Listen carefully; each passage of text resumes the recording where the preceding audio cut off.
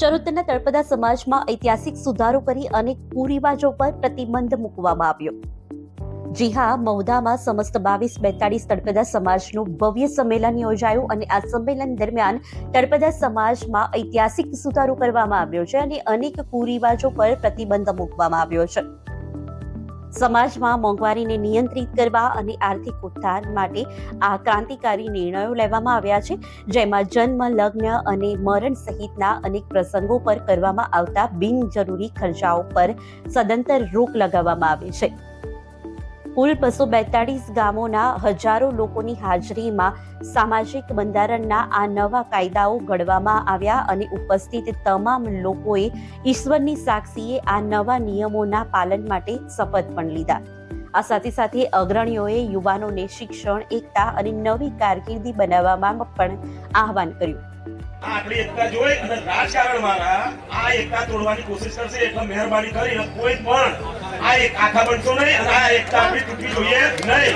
ભલે ગમે તેવા રાજકારણીઓ આવે પણ એનો સામનો કરીશું આપણે બધા ભેગા થઈ। મારું નામ જનાર્દન કિસ્મત તળપદા અને હું સામાજિક કાર્યકર છું।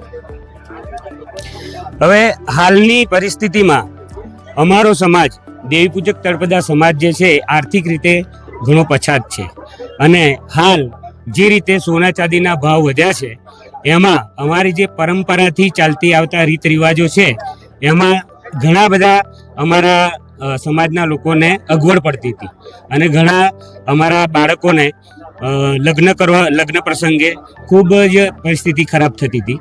એટલા માટે સમાજમાં એક બધાનું મંતવ્ય લઈ અને સૂચનોથી એ રીતિ રિવાજોમાં સોના ઘરેણાના જે આપણે દાગીના આપવાના હોય છે એના રીત રિવાજમાં અમે ઘટાડો કર્યો છે। બીજા જે રીતે સામાજિક અને શૈક્ષણિક રીતે સમાજ ઘણો પાછળ છે એટલા માટે સમાજના જે આગેવાનો આવ્યા તેમને કોઈ શૈક્ષણિક મુદ્દો, કોઈ સંગઠનનો મુદ્દો અને કોઈ ધાર્મિક જે ક્રિયાઓ છે એમાં પણ અમારે સુધારો કરી અને સમાજને આગળ લાવવું છે। ખાસ કરીને જે ખોટા ખર્ચાઓ જે લગ્ન પ્રસંગોમાં અને અન્ય પ્રસંગોમાં કરવામાં આવે છે, આ કયા પ્રકારના કયા ખોટા ખર્ચાઓ ન કરવા માટે નિર્ણય લેવાય? હવે આધુનિક જમાનામાં જે રીતે ટેકનોલોજી વધી છે એ રીતે પહેલાં તો એક ડીજે લગ્ન પ્રસંગમાં, પછી જે કંઈ આ રીત રિવાજોમાં વધ્યા છે એમાં દેખાદેખ રીતે ઘરેણાં હલવા એકબીજાને, એટલે આ બધી વસ્તુઓથી દૂષણો વધતા હતા અને એમાં સમાજમાં ઘણું નુકસાન થતું હતું અને એ અમે ડામવા માટે સમાજ ભેગો થઈને તેને નિયંત્રણ લાવવા માટે આમાં બધું અમે કાપ મૂક્યો છે। કેવો રહેશે? સમસ્ત 22-42 અને અમારો દેવી પૂજક સમાજ એ જુદા જુદા ગામોના ડિવિઝનમાં વહેંચાયેલો છે, એટલે 22-42 એટલે 22 ગામ અને 42 એટલે 42 ગામ, એવી રીતે ભાલગાળો છે આખો।